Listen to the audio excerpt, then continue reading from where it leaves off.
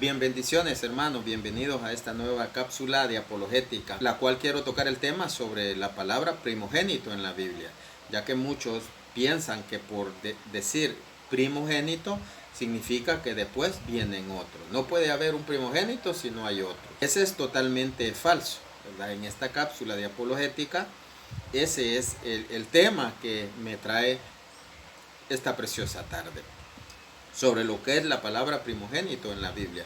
Vamos a leer lo que dicen nuestros hermanos separados sobre la palabra primogénito, ya que ellos se escandalizan cuando la escuchan en la palabra de Dios. Vamos a ver lo que nos dice San Lucas 2:7.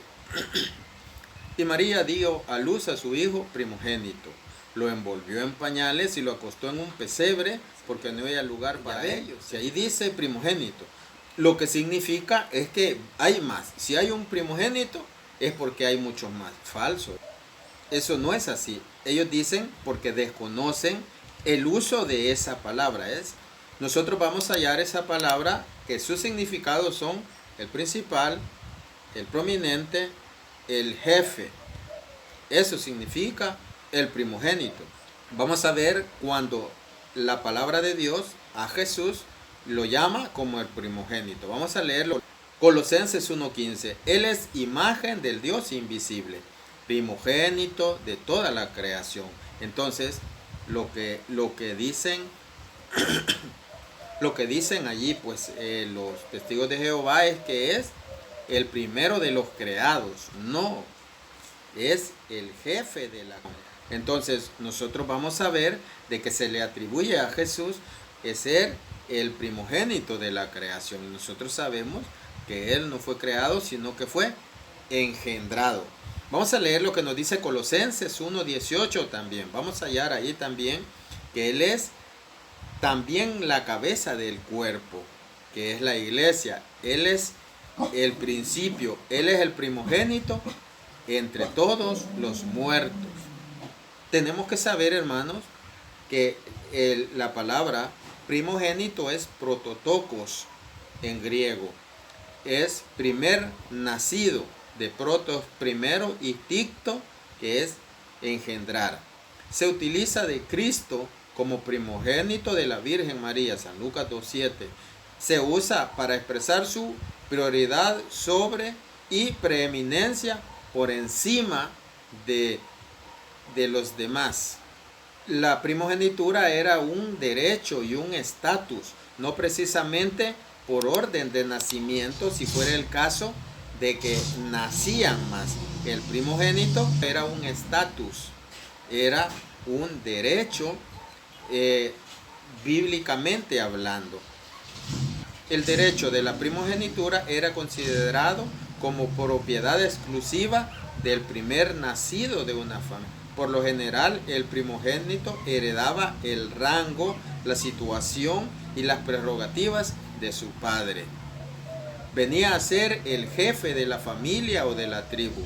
Heredaba a sí mismo una doble porción de los bienes del padre. Era el derecho garantizado al hijo primogénito. Pero primogénito se le llamaba al primer nacido, vinieran más o no. Era un estatus, era un derecho, y ahora lo vamos a demostrar bíblicamente hablando que no era el primogénito y después vienen más. No, vamos a leer lo que dice Primera de Crónicas 23:17. Vamos a ver, el primogénito de Eliezer, dice Rehabías. Eliezer no tuvo más hijos.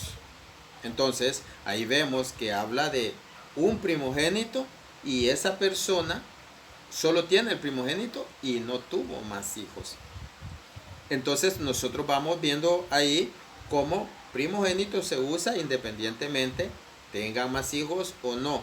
Primera de Crónicas 23:17 muestra donde menciona el primogénito y ya no vienen más hijos. Es el caso de la Santísima Virgen María. También la primogenitura se le podía vender o pasar a otro. También la primogenitura se le podía dar a otro, porque era un estatus, porque era un derecho, pero lo decidía el padre. Hay un texto, hermanos, de Génesis 48 del 14 al 19, donde nosotros vamos a ver cómo Israel, o sea Jacob, cómo tiene su primer nacido, su primogénito, pero le pasa la primogenitura, le pasa el derecho de herencia, le pasa su bendición más grande a otro. Entonces el otro pasa a ser su primogénito. Es Génesis 48 del 14 al 19, pero solo vamos a leer Génesis 48, 14. Ustedes si quieren lo leen en su casa. Dice la palabra de Dios: Israel, o sea Jacob, extendió su mano derecha y la puso sobre la cabeza de Efraín, aunque era el hijo menor, y su izquierda sobre la cabeza de Manasés. Es decir, que cruzó las manos, puesto que Manasés era el primogénito. Entonces a él le da la primogenitura, aunque no le da la primogenitura, aunque era el menor. Entonces ahí vemos cómo la primogenitura era un estatus, era un derecho, y el padre lo decidía. La Biblia lo relata de esa manera. Vamos a ver. El derecho de primogenitura también, hermano, podía ser vendido. Podía ser vendido. Pero si como el hermano separado dice, no, es que primogénito es cuando nacen otros. No es así. Vamos a ver que también se podía vender porque era un estatus. Dice Génesis 25 del 31 al 33. Dijo Jacob: véndeme ahora mismo tu primogenitura. Dijo Esaú: estoy que me muero. ¿Qué me importa mi primogenitura? Y Jacob le dijo: júramelo ahora mismo. Y él se lo juró. Vendió entonces su primogenitura a Jacob. ¿Qué significa eso? Que lo que dice San Lucas 2:7, que nació su hijo primogénito, significa que nació el primero, el que tenía los derechos. Nada más. No dice en ninguna parte que después vinieron más. Ahora, luego viene una confusión protestante, y pues ahí es otro tema que ya le he dado respuesta. Vamos a ver que esa primogenitura, así como se podía vender, lo que dice Génesis 25, de 31 al 33, también la primogenitura se podía perder por mala conducta. Vamos a ver lo que dice Primera de Crónicas, capítulo 5, versículo 1. Hijos de Rubén, dice, primogénito de Israel. Rubén, dice, había nacido el primero, él era el primogénito, pero porque fue con la concubina de su padre, sus derechos de primogénito pasaron a los hijos de José.